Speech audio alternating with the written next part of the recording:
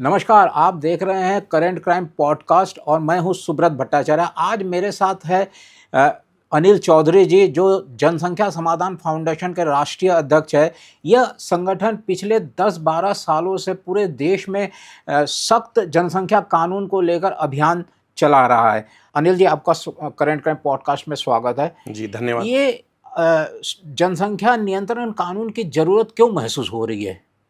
जी, देखिए, जनसंख्या अभियान के दो पहलू हैं।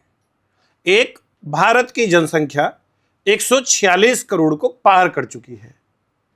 दूसरा, ये जनसंख्या विश्व का जो भारत की भूभाग है वो 2.4% भूभाग है और 18% विश्व की कुल जनसंख्या का भार भारत वहन कर रहा है।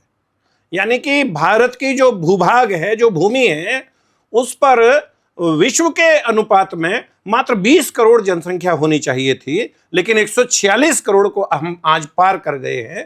तो जनसंख्या नियंत्रण कानून की आवश्यकता है। एक तो ये पहलू है।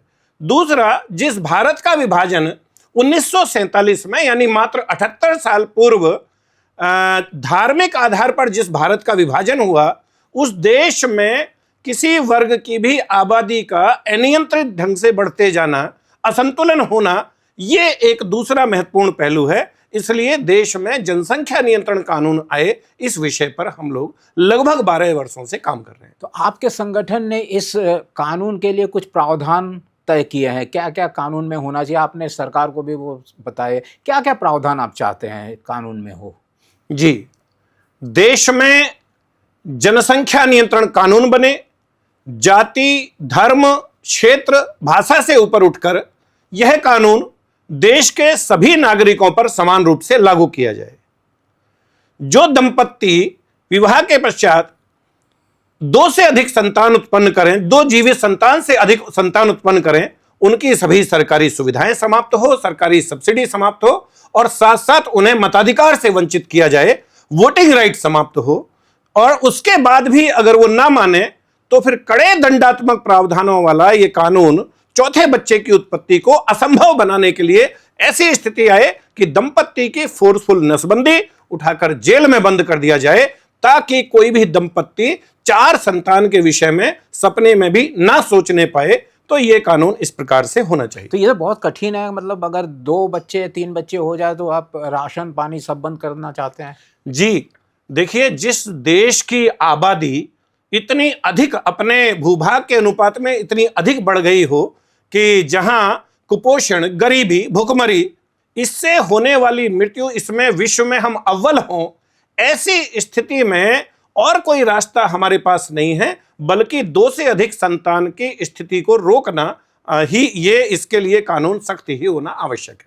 क्या आप हमें बताएंगे कि भारत में भी जनसंख्या की स्थिति क्या है और राज्यों में जनसंख्या, जैसे मुझे जो जानकारी है, असम में बहुत ज़्यादा असंतुलन है, केरल में भी असंतुलन है। थोड़ा सा इसके बारे में हमारे दर्शकों को बताएंगे? देखिए, जहां तक जनसंख्या के असंतुलन की बात है, तो हाँ, ये बात सही है कि देश में जनसंख्या का असंतुलन बहुत गंभीर रूप ले रहा है। भारत का विभाजन धार्मिक आधार पर हुआ। जिन लोगों ने उसके 1200 वर्ष पहले इस देश में आक्रमणकारी के रूप में लोग आए, भारत पर कब्जा किया, और 711 ईस्वी में राजा दाहिर के ऊपर जब मोहम्मद बिन कासिम ने आक्रमण किया, और वहां से लेकर उसके बाद अरबों के आक्रमण लगातार होते रहे। उसके बाद महमूद गजनवी, गौरी, तुगलक वंश, खिलजी वंश, गुलाम वंश। ये जानना चाहता हूँ कि जो जनसंख्या है कितने प्रतिशत प्रति वर्ष बढ़ रहा है और क्या राज्यों के में कौन से राज्य में सबसे ज्यादा बढ़ रहा है, कौन से राज्य में कम हो रहा है? इस बारे में थोड़ा सा नहीं, आपने असंतुलन की बात कही तो मैं ये कहना चाह रहा हूं कि जो असंतुलन के कारण 24% आबादी ने देश को तोड़ दिया, भारत का विभाजन करके पाकिस्तान बना लिया, पूर्वी और पश्चिमी पाकिस्तान बना लिया, जो कि आज बांग्लादेश है। आज उसी देश में कश्मीर जैसा राज्य, जो कि पूरी तरह से कश्मीर घाटी हिंदू विहीन हो गई है, वहां असंतुलन सर्वाधिक है। एक।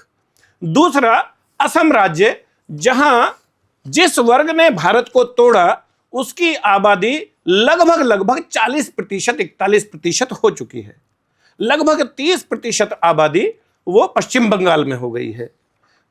सीमांचल क्षेत्र बिहार का, जिसमें कि किशनगंज है, जिसमें अररिया है, जिसमें पूर्णिया है, जिसमें कटिहार है, उस क्षेत्र में 60, 70, 80% आबादी वहां उस वर्ग की हो गई है। ये खतरनाक असंतुलन है। और उत्तर प्रदेश में सहारनपुर से लेके, मुजफ्फरनगर से लेके, मेरठ से लेके, बिजनौर, अमरोहा से लेके और संभल, रामपुर, मुरादाबाद, बरेली तक ये असंतुलन है।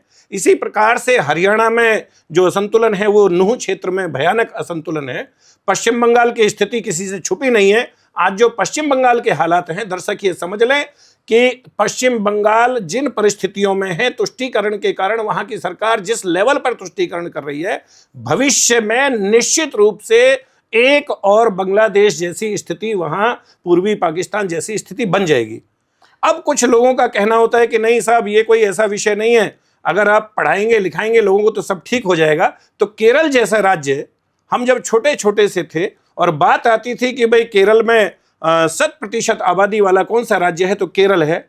जिस केरल में 1951 और 1961 के दशक में जो दशकीय वृद्धि दर का अंतर था दोनों समुदायों के बीच, जहां हिंदू दशक वृद्धि दर और मुस्लिम वृद्धि दर में लगभग 18% का दशकीय वृद्धि दर में अंतर था, वो 2001 और 2011 की जनगणना में 475% का अंतर है दशकीय वृद्धि में। यानी यह संतुलन भारत को खत्म कर देगा, भारत को तोड़ देगा, एक और विभाजन की ओर ले जब जाएगा। आप धार्मिक असंतुलन की बात करते हैं तो क्या ये नहीं कि जो हमारे जो सामाजिक ताना बाना है वो प्रभावित हो सकता है, उस पे जो है फिर कुछ बात हो सकती है?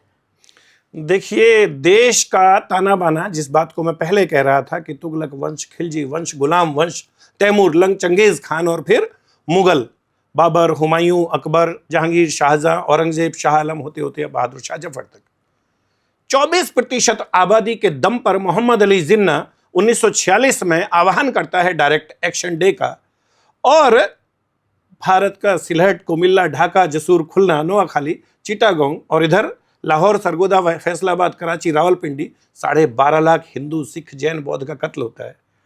और ऐसी परिस्थिति के बावजूद जब वो अपनी आबादी के प्रतिशत से अधिक भूमि ले लेते हैं और उतनी भूमि लेने के बाद भी जाते लगभग 55% हैं, यानी आधे यहां रह जाते हैं, और फिर वो आबादी जो रह जाती है, जो भारत की कुल आबादी का 1951 की जनगणना के अनुसार लगभग 9.6% है, उसमें लगभग 50% की वृद्धि होती है, और 2011 की जनगणना में वो लगभग 14.23% वो आबादी हो जाती है।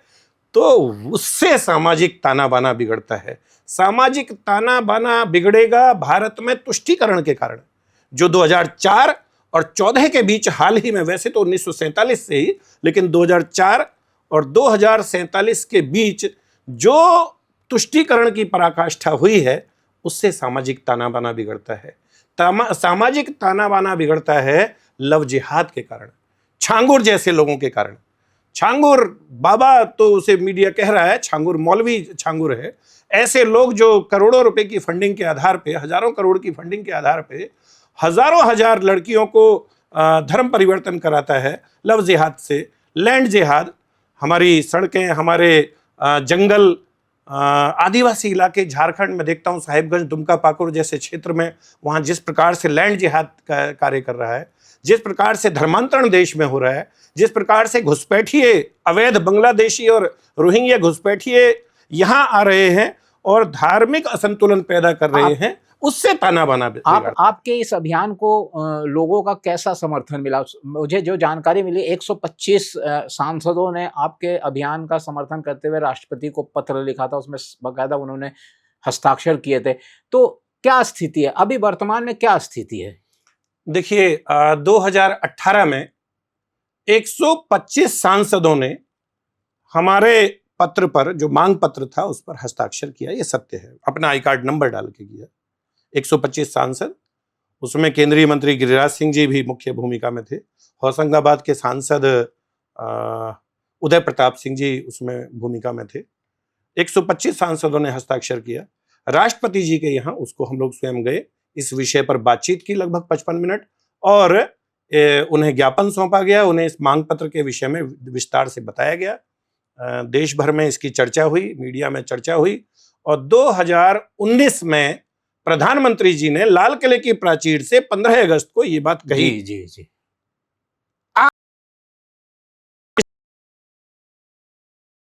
हैं इनफैक्ट मैं उसी प्रश्न की स्थिति में हूं कि अब वो स्थिति कहाँ है, ये मैं भी। मुझे याद है कि आप इस अभियान, इस सशक्त कानून को मांग को लेकर गाजियाबाद में 22 दिनों तक आमरण अनशन किया था। तब केंद्रीय मंत्री गिरिराज सिंह आए थे आपको जूस पिलाकर, उन्होंने कहा था इस बारे में वो केंद्र सरकार से बात करेंगे। तो क्या अभी कुछ उसमें कुछ प्रगति हुई है? इस विषय में थोड़ा सा विस्तार से आपको बताना चाहूंगा। देखिए, जनसंख्या समाधान फाउंडेशन, हमारे कार्यकर्ता जो टीम के रूप में 2013 से जिस प्रकार से इस अभियान को चला रहे हैं, गाजियाबाद से शुरू हुआ अभियान आज देश के लगभग 400 जिलों में 25 राज्यों में काम कर रहा है। यह अभियान के विषय में जब बात बढ़ी, देश भर में बड़ी बड़ी सभाएं, बड़ी बड़ी रैलियां, पद यात्राएं आयोजित हुई, राष्ट्रपति जी तक पहुंचे। उसके अलावा उत्तर प्रदेश के मुख्यमंत्री जी से भी इस विषय में मिलना हुआ। इस विषय में और भी महत्वपूर्ण लोगों से बातचीत हुई, देश के जो भी महत्वपूर्ण संगठन, जो कि देश के महत्वपूर्ण राष्ट्रवादी संगठन है, उनके लोगों से भी और सरकार के लोगों से भी। ये सारी चीजें होने के बाद जब लगा कि चीजें नहीं हो रही हैं, तो 2022 में 27 नवंबर को दिल्ली जंतर मंतर पर एक बड़ा अभियान हुआ। नतीजा या परिणाम में कहूं वो लगभग ढाक के 3 पात था। तो फिर यह तय किया गया कि देश भर से हम हस्ताक्षर अभियान चलाएंगे और पेपर के ऊपर चलाएंगे उसे। वो हस्ताक्षर अभियान चला, देश भर से 1,20,00,000 हस्ताक्षर पूरे देश से इकट्ठा हुए, जिसमें हम जम्मू से शुरू करें, वो जम्मू, हिमाचल, पंजाब, हरियाणा, राजस्थान, गुजरात के बाद महाराष्ट्र से लेकर केरल तक भी, कर्नाटक, केरल, तेलंगाना, उसमें आंध्रा नहीं था, आई एम सॉरी टू से, एंड छत्तीसगढ़, उसमें मध्य प्रदेश, उसमें अपना दिल्ली, उत्तर प्रदेश, उत्तराखंड, बिहार, झारखंड, उड़ीसा, पश्चिम बंगाल, असम, सिक्किम और यहाँ तक अरुणाचल, मैं कहूँ कि नागालैंड से लोग आए, उसमें मणिपुर, मिजोरम, त्रिपुरा तक से लोग आए। 1,20,00,000 हस्ताक्षर एक ट्रक में भरे गए 29 अक्टूबर 2023 को, और वो कारवां जो कि पहले से परमिशन थी, वो जंतर मंतर और प्रधानमंत्री कार्यालय की ओर उसमें कूच किया गया। 20,000 से अधिक लोग थे। वैसे वीडियोस देखेंगे तो 50,000 की संख्या आपको लगेगी, जी, लेकिन लगभग 20,000 लोग थे। ये हमें उसकी आंकड़ा है हमारे पास। और जब हम वहां चले तो 29 अक्टूबर दोपहर 12 बजे दिल्ली पुलिस ने उस पूरे रैली को रोक दिया, और गाजीपुर बॉर्डर पे जब हम वहां बैठे, वहां स्थिति ऐसी बनी, सबने कहा कि देखिए, अगर रोक दिया गया है तो हम जबरदस्ती नहीं करेंगे, हम राष्ट्रवादी लोग हैं, वहीं धरने पे हम वहीं की वहीं बैठ गए।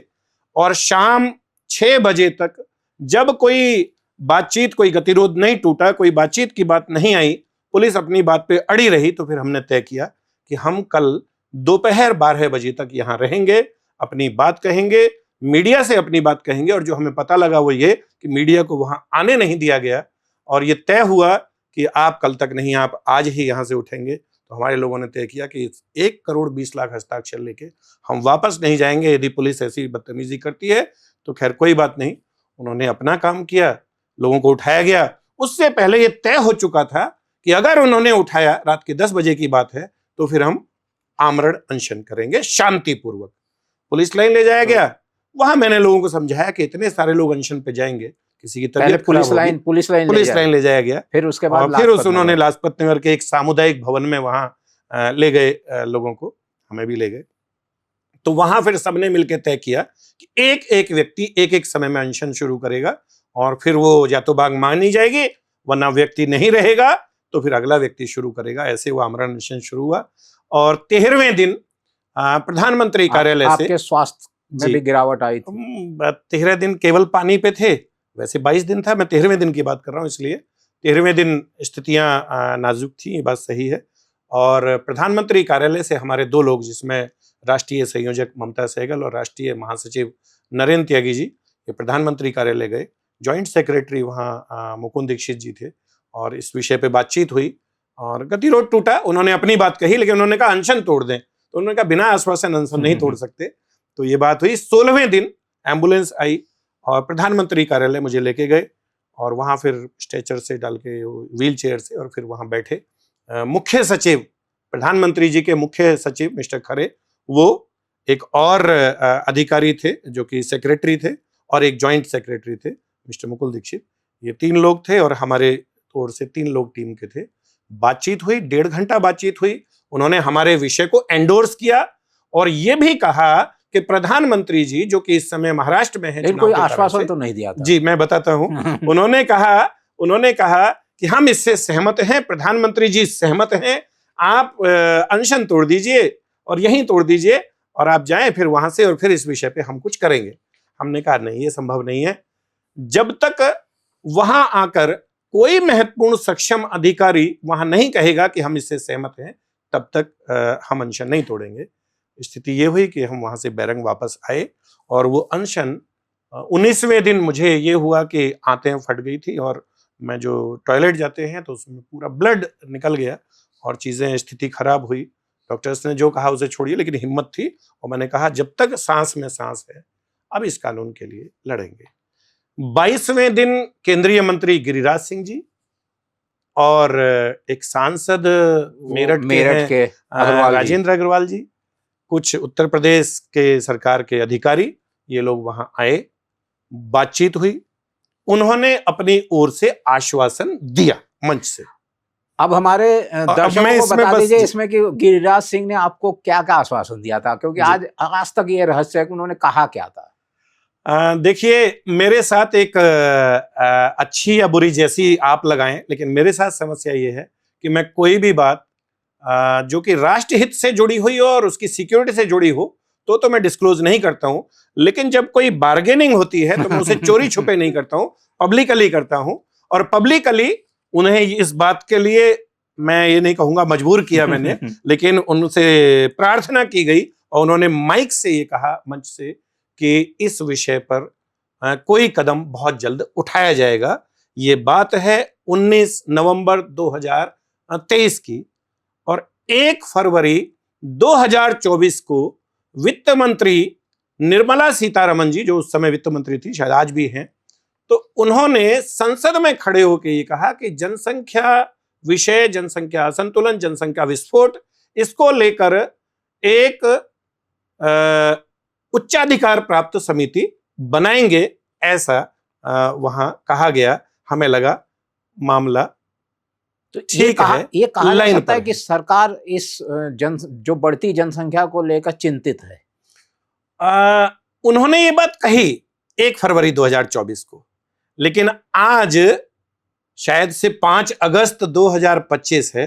फिर उसके बाद वो बात कहाँ गई, किस ठंडे बस्ते में चली गई, ये नहीं पता। लेकिन अब फिर ऐसा लगता है, आप क्या मानते हैं कि इसके पीछे कुछ राजनीतिक कारण है या कुछ वोटों की चिंता भी है?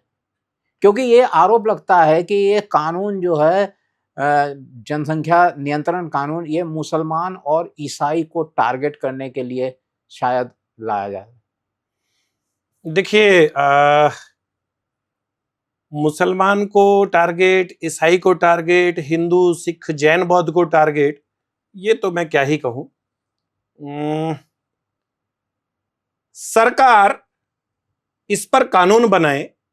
मैंने सबसे पहले जब आपने पूछा तो ये कहा कि हमारी मांग है जाति, धर्म, क्षेत्र, भाषा से ऊपर उठकर ये कानून भारत के सभी नागरिकों पर समान रूप से लागू हो।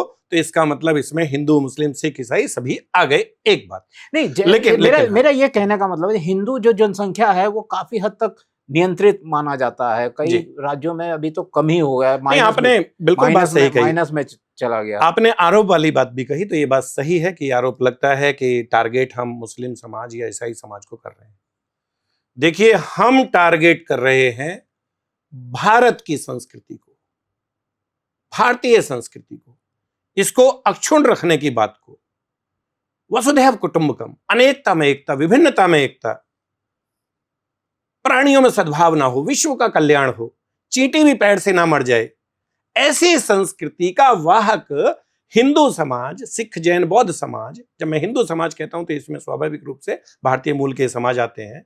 तो इस संस्कृति का वाहक हिंदू समाज, उसकी शेष बचे भारत में, और मैं इसे भी स्पष्ट कर दूं, शेष बचे भारत में का अर्थ है कि अफगानिस्तान कट गया, पाकिस्तान कट गया, बांग्लादेश कट गया, तो जो शेष बचा भारत है, इस भारत में भारतीय संस्कृति का वाहक हिंदू समाज की संख्या ठीक बनी रहे, इसके लिए हम लोग काम करते हैं। और जिस समाज की आपने बात कही, वो समाज में दूसरे नंबर का समाज जो आपने कहा, मुस्लिम समाज, यस, उसकी संख्या गुणात्मक रूप से बढ़ रही है और बहुत बड़ा तबका उस समाज में है जो आज भी 8-8, 10-10, 12-12 बच्चे पैदा कर रहा है। आप धरातल पर ये स्थितियां देख सकते हैं। और वहां उन्हीं के नेता, उन्हीं के मौलाना ये सिद्ध करना चाहते हैं, उन्हें बताना चाहते हैं कि आप कीड़े मकोड़े की जिंदगी जीजिए, आप परेशानी में रहिए, कोई बात नहीं, जो लोग कमा रहे हैं, आने वाले 20-25 सालों में आप अपनी संख्या के आधार पर इस देश के मालिक होंगे। इस सोच को समाप्त करने के लिए अभियान चलाया जाए, तो ऐसा आरोप लगता है, तो भारत को बचाने के लिए यह आरोप तो स्वीकार है। ऐसे आरोप लगने से कोई आपको परवाह नहीं है, मतलब कुछ बात नहीं? देखिए, जहां तक परवाह की बात है, भारत बचा रहे, भारतीय संस्कृति बची रहे, क्योंकि जो लोग लगभग 1400 साल पहले शुरू हुए, आज 57 देश के मालिक हैं। मिट गए देश, मिट गई संस्कृतियां, चाहे वो ईरान हो, चाहे वो अफगानिस्तान हो, चाहे वो इराक हो, ये सारे देश मिट गए, इनकी मूल संस्कृति खत्म हो गई। भारत की भी घटी है, अफगानिस्तान के रूप में, पाकिस्तान के रूप में, बांग्लादेश के रूप में हम घटे हैं। बावजूद उसके जो भारत में आज भारतीय संस्कृति बची हुई है, वो संस्कृति बची रहे, और उसके लिए जो भी करना पड़े वो हम सब कुछ करेंगे। उसके लिए भारत में यूनिफॉर्म सिविल कोड की आवश्यकता हो, चाहे वो वक्फ बोर्ड की आवश्यकता हो, वक्फ बोर्ड को पूरी तरह रद्द करने की आवश्यकता हो, चाहे उसमें जनसंख्या नियंत्रण कानून की आवश्यकता हो, जो भी विषय हैं वो सब किए जाएं, उनका समाधान किया जाए। हम इसके लिए, आपने कहा परवाह नहीं है, जी हाँ, बिल्कुल भी परवाह नहीं। आपने बात करी हिंदू और मुस्लिम जनसंख्या के प्रतिशत, क्या डिफरेंस है, कितना? आप थोड़ा सा हमें, आपने इस पे रिसर्च भी बहुत गहराई से किया है, तो आप बताएं कि हिंदू की जनसंख्या किस रफ्तार पे बढ़ रही है, मुसलमान की किस तरह से, और ईसाई की किस रफ्तार, क्या डिफरेंस है? और ये आगे अगर हम माने कि 40 साल बाद क्या स्थिति होगी, हमारे हिंदुओं की जनसंख्या कहाँ पहुंचेगी? पहले तो जो आम जनमानस में धारणाएं हैं, स्पष्ट जो दिखाई दे रहा है, मैं वो बात करता हूं, और फिर मैं आपको आंकड़े सहित भी बात करूंगा। जो परिस्थितियां चल रही हैं, हिंदू समाज एज ए होल, जिसमें सिख, जैन, बौद्ध भी आते हैं, इनमें से जैन और दूसरे सिख भी, वो प्रतिशत नहीं, नंबर्स में भी घट रहे हैं। जैन समाज नंबर्स में भी घट रहे हैं, नंबर्स में भी घट रहे हैं, घट ही रहे हैं, आजादी के बाद प्रतिशत नहीं, नंबर्स में भी घट रहे हैं। तो ये जो समाज है, हिंदू समाज, इसका युवा 28, 30, 32 वर्ष तक शादी नहीं कर रहा। गांव में हमारे बच्चों की शादी हो नहीं रही, लड़कों की शादियां। शहर में जिनकी हो सकती हैं वो शादियां कर नहीं रहे, कर रहे हैं तो देरी से शादी कर रहे हैं, और देरी से शादी करने के बाद 2, 4, 5 वर्षों तक उन्हें संतानोत्पत्ति नहीं चाहिए, दाएं बाएं के उपाय अपनाते हैं। बड़े गंभीर विषय हैं ये, टालने वाले विषय नहीं है।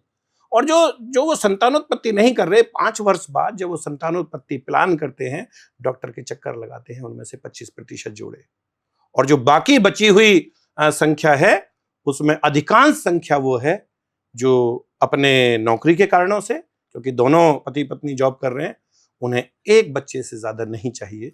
तो जिस तरह से हिंदू, सिख, जैन, बौद्ध, यानी भारतीय संस्कृति, मूल भारतीय हिंदू समाज अपने ही देश में एक बच्चे तक आने लग पड़ा, एक मां, एक बाप, 2 लोग मिलकर जिस प्रकार से एक संतानोत्पत्ति करेंगे, एक बच्चे को जन्म देंगे, तो आने वाले समय में हम विनाश की ओर चलेंगे नहीं, दौड़ पड़ेंगे, या हम दौड़ पड़े हैं। एक बात। दूसरी बात एक और इसमें है, आज जो प्रतिशत हमारा गिरता हुआ दिख रहा है, और प्रतिशत कितना गिर रहा है? अगर जी हाँ, जी अलग अलग मैं बिल्कुल बता सकता हूं, थोड़ा सा अगर बता जी हाँ, पिछले 10 सालों में। जी देखिए, पिछले 10 सालों की जहां तक बात है, तो 2011 में अंतिम सेंसस हुआ था, जनगणना हुई थी। सेंसस के अनुसार 1951 में 9.6% थी।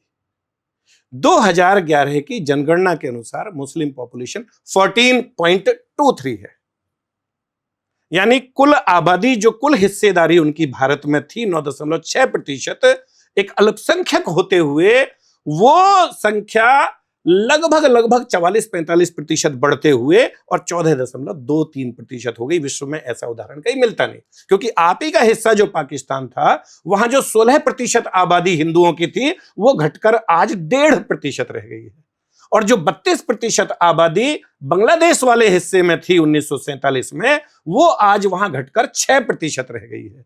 यानी वहां हम खत्म हो गए, लगभग समाप्ति कगार पे चले गए, और यहां वो अल्पसंख्यक संख्या जिन्होंने भारत को तोड़ा, ये कहा कि हम यहां नहीं रह सकते, वो बढ़कर 14.23% 2011 की जनगणना के अनुसार जो 9 और 10 में हुई थी। अब आपका मूल प्रश्न, क्योंकि ये आवश्यक था इसका बैकग्राउंड देना, वो संख्या इतनी ही नहीं है। 2009-10 और आज 25 आ गया, 16 साल हो गए। इस 16 वर्ष में जो मृत्यु दर है, जो मृत्यु हुई है, चूंकि उस समय हिंदू संख्या ज्यादा थी तो मृत्यु हिंदुओं की ज्यादा हुई है, तो वो प्रतिशत यूं भी बढ़ा है।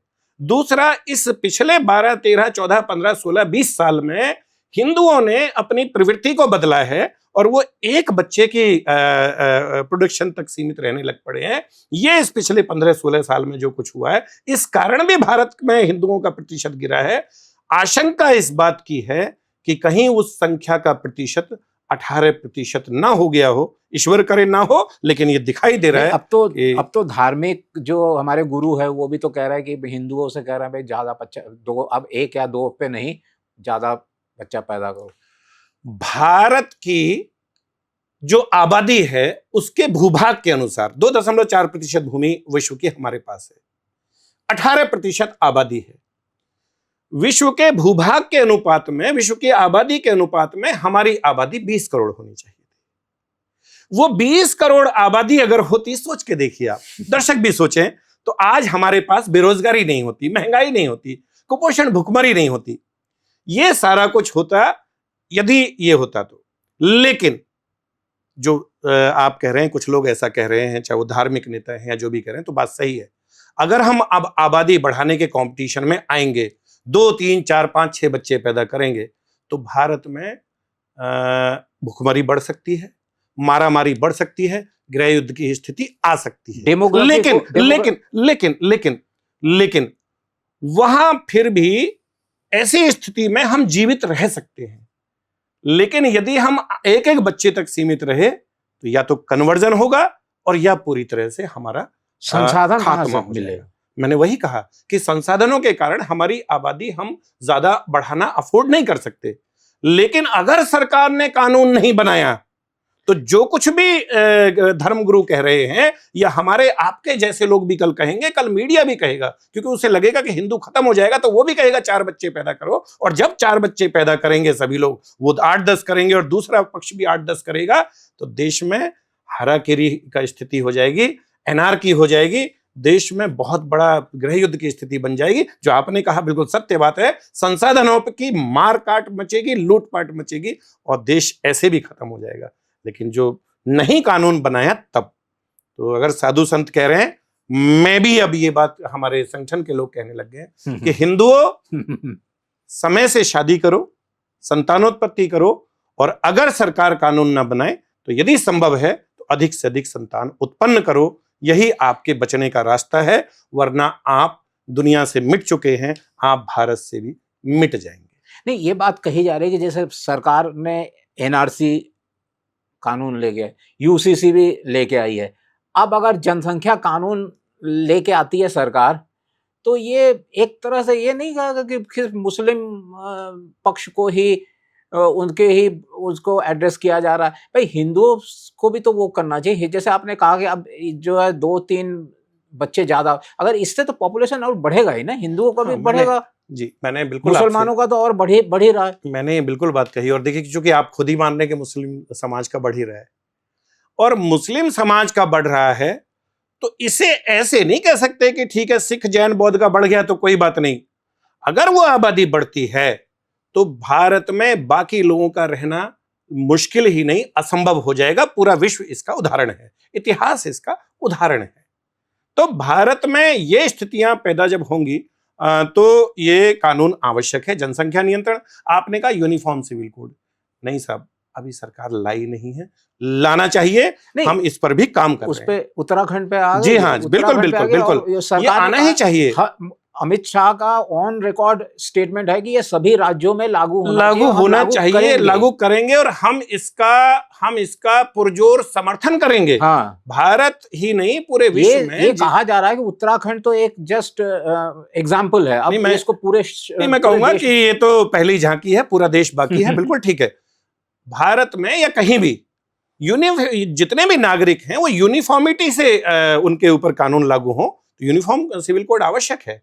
आपने कहा एनआरसी आवश्यक है, हुआ नहीं है। इनफैक्ट सुप्रीम कोर्ट बार बार कह रहा है उसको सख्ती से करने की आवश्यकता है। एनपीआर की भी आवश्यकता है, नेशनल पॉपुलेशन रजिस्टर की भी आवश्यकता है, और एनआरसी की आवश्यकता है। देश में जितने घुसपैठिए हैं वो भारत में आकर भारत के संसाधनों को न केवल कुतर रहे हैं, बल्कि यहां आकर हमारे आदिवासी इलाकों में जाके वहां की बेटियों से शादी करके, हमारे नॉर्थ ईस्ट में, मेघालय में, नागालैंड में, त्रिपुरा में, हमारी बात जो आपने पहले कही थी कि बांग्लादेश में हिंदुओं की आबादी कम हो रही है, तो वो भी तो चिंता वाली। मैं वही कह रहा हूं, एक तो वहां कम हो रही है, दूसरा वो यहां आकर जो शादी कर रहे हैं और उन्हें अतिरिक्त कोख उत्पन्न हो रही है और 8-8, 10-10 बच्चे पैदा कर रहे हैं, तो ये भविष्य के लिए और खतरा है। इसलिए एनआरसी लाया जाना आवश्यक है। इसके साथ साथ मैं एक बात और कहूंगा जो आपने अभी कहने में चूके, वो ये कि जो अभी वक्फ बोर्ड संशोधन हुआ है उसका समर्थन तो है, लेकिन वक्फ बोर्ड को पूरी तरह से समाप्त भी किया जाना चाहिए, आवश्यक है। हाँ, संख्या का अनुपात जो आज है वो बना रहे, तो भारत तो सदा से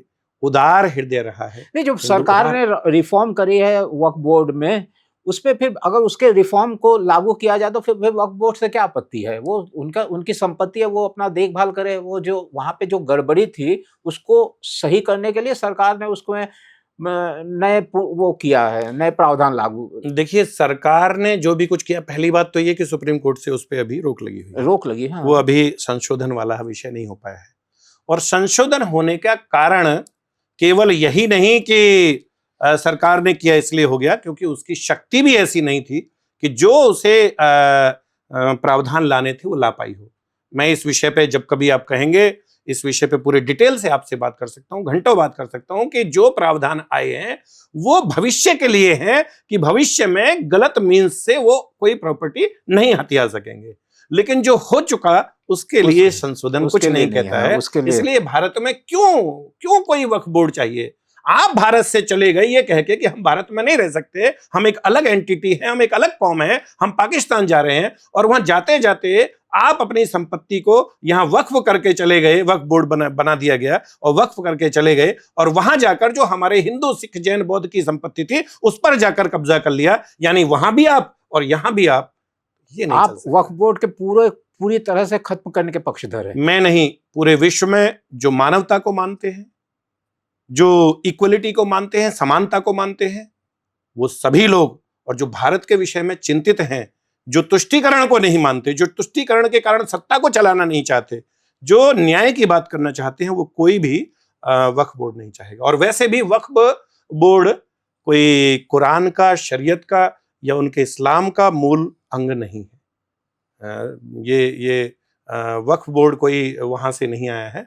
और भारत में तो जिन परिस्थितियों में जब उसमें संशोधन हुए हैं, और फिर 2013 में उसे किस तरह से मजबूत किया गया है, ये प्रीवी काउंसिल ने किस तरह से ब्रिटिश एरा में उन्होंने उसके विषय में क्या कहा है, ये सारे विषय कभी ले लिए जाएंगे।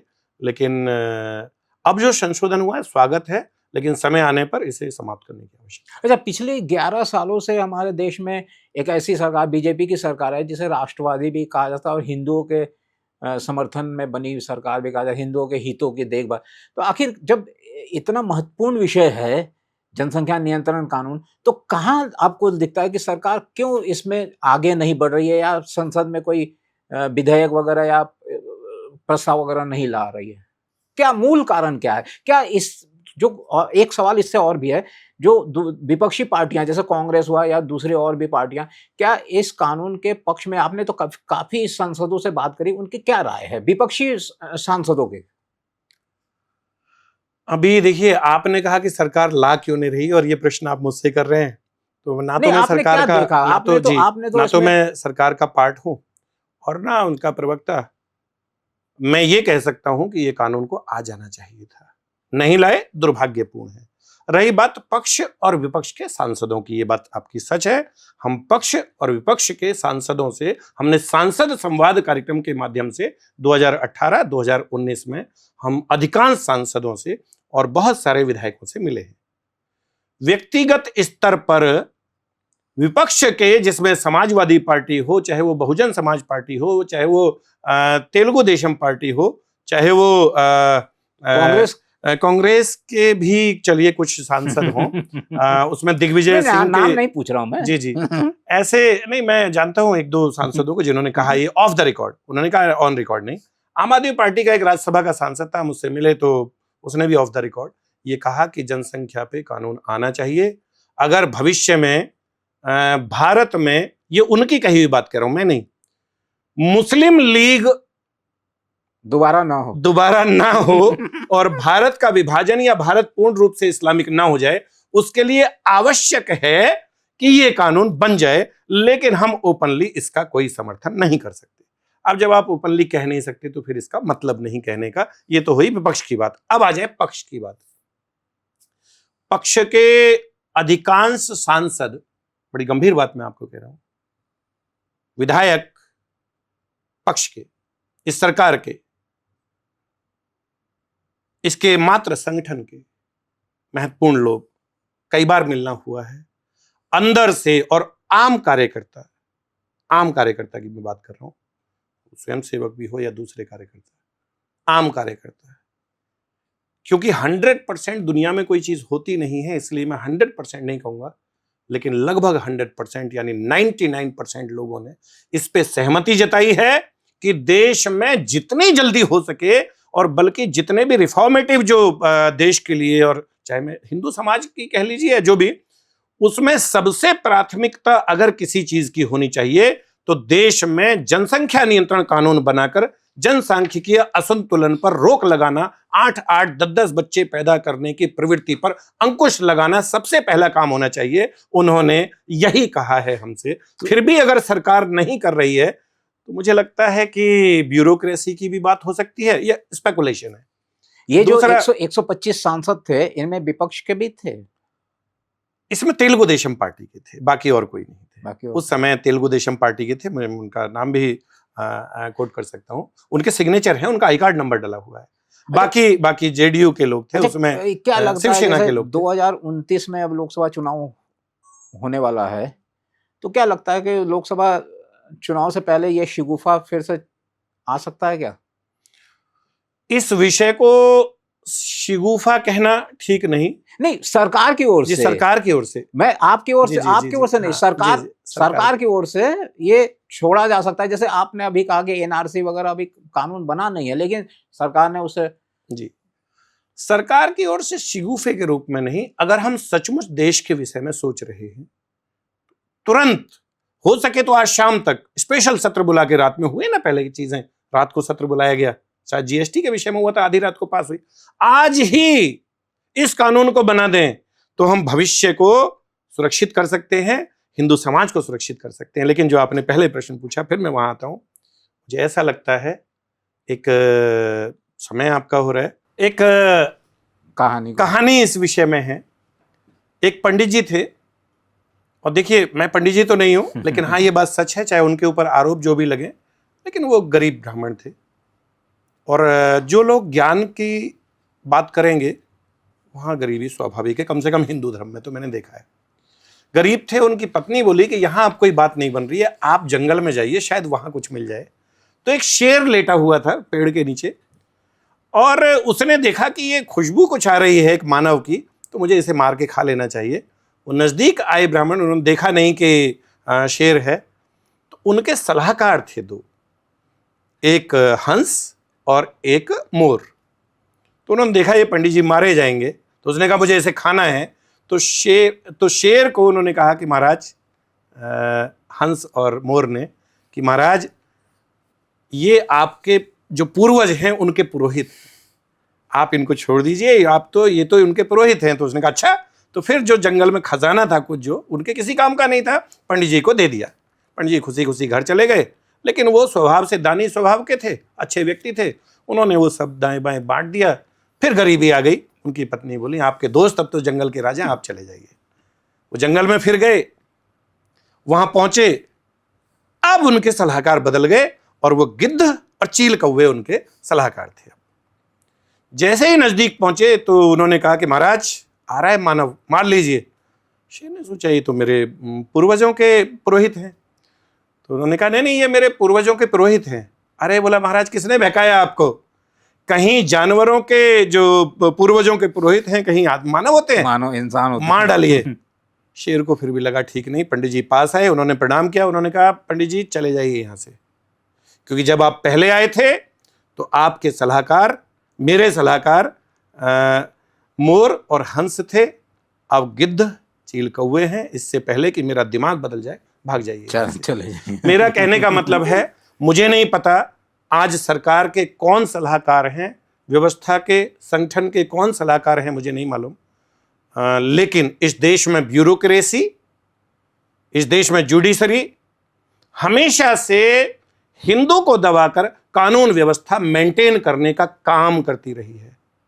अगर तो ये व्यवस्था नहीं बदली और सलाहकार ऐसे ही रहे तो फिर गड़बड़ हो जाएगी। क्योंकि यही प्रधानमंत्री जी जब मुख्यमंत्री थे तो रिकॉर्ड अवेलेबल है, आप वीडियो सुन सकते हैं, उन्हें अच्छी तरह से पता है। और उन्होंने कहा कि 1 के 5, 5 के 25, ये उन्होंने कहा था ऑन रिकॉर्ड। और उन्हें पता है कि जनसंख्या असंतुलन क्या है। अगर फिर भी नहीं कर रहे तो ये बात ठीक। तो अगर मान लीजिए सरकार नहीं मानती है, आज 5 साल में नहीं मानती है, 10 साल में, तो आपका अगला कदम क्या होगा? आप क्या करेंगे? जो कुछ किया जा सकता है।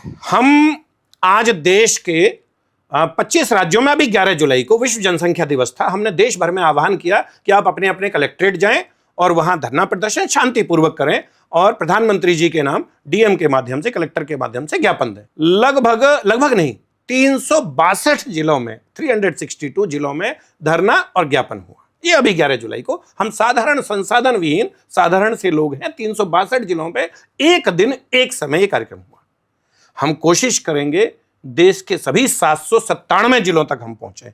देश के सभी राज्य और सभी केंद्र शासित राज्य हम वहां तक पहुंचे और देश के नीचे तक हर समाज के लोगों को इकट्ठा करें और ऐसा वातावरण बना दें कि कानून बनाना सरकार की मजबूरी हो जाए। ये हमारा कदम होगा। जो भी आवश्यक होगा वो सब कुछ करेंगे। हाँ, एक काम नहीं करेंगे, वो ये कि जब भी लोग नीचे तक फैल जाते हैं, जो भी लोग हिंदू के नाम पे बात करते हैं, कुछ दिनों में या तो चुनाव लड़ना है या कोई राजनीतिक दल बनाना है या चुनाव लड़के हार के फिर जो है इस व्यवस्था में वापस कैसे ही बार्गेनिंग करके आ जाना है, ये काम नहीं करेंगे।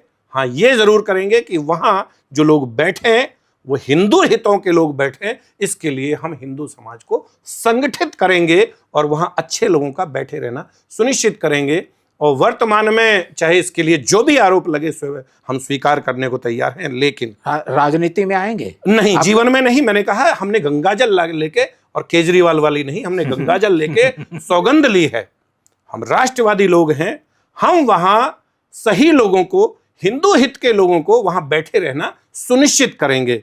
अगर ऑफर मिले तब भी नहीं। ये आप और मेरी उम्र में हो सकता है कितना फर्क हो, लेकिन आप मुझसे उम्र में जरूर छोटे होंगे। ईश्वर करे मैं आपके सामने ही मरूं और आप ये अंत समय में याद करेंगे कि वो आदमी जो कह के गया था वो सत्य था। हम ही नहीं, जनसंख्या समाधान फाउंडेशन और राष्ट्रीय हिंदू फ्रंट राजनीति न करेगा। हाँ, इतनी राजनीति अवश्य करेगा कि हिंदू शासक वहां बैठा रहे। जो लोग राम को काल्पनिक, भगवान राम को काल्पनिक बताते हों, ऐसे लोग ना आए। जो हिंदू आतंकवाद जैसा शिगुफा छोड़ते हों वो ना आए। और शिगुफा ही नहीं, जिनके राज्य में सीरियल ब्लास्ट पूरे देश भर में होते हों, ऐसे लोग ना आए। हिंदुओं को आतंकवादी बना बताते हों, ऐसे लोग वहां ना आए। हिंदू समाज को एकत्रित करने के, जी हाँ, हिंदू समाज को, तमाम हिंदू समाज, जाति विहीन समाज, उसमें चाहे वो जाट हो, गुर्जर हो, राजपूत हो, ब्राह्मण हो, कायस्थ हो, सैनी हो, दलित, हमारे जाटव, चाहे हमारे सोनकर, हमारे पासवान, हमारे आदिवासी भाई, तमाम समाज, प्रजापति, तमाम समाज को हम इकट्ठा करके, कायस्थ समाज, भूमिहार समाज, सबको इकट्ठा करके हिंदू बनाने के लिए कोशिश करेंगे।